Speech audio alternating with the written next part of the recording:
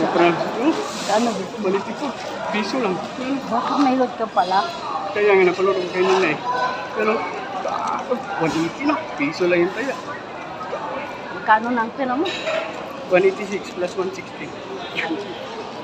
300 na. Hi! Ikot-ikot lang. Window shopping. Mamigay pala siya pag ibang lugar, no? Okay, depende yan sa ano nga. Depende yan sa internet. Isa rin sila, Sain. Hindi tayo snackan ni store ni. Ayan, habang naglalakad, nag-scatter siya.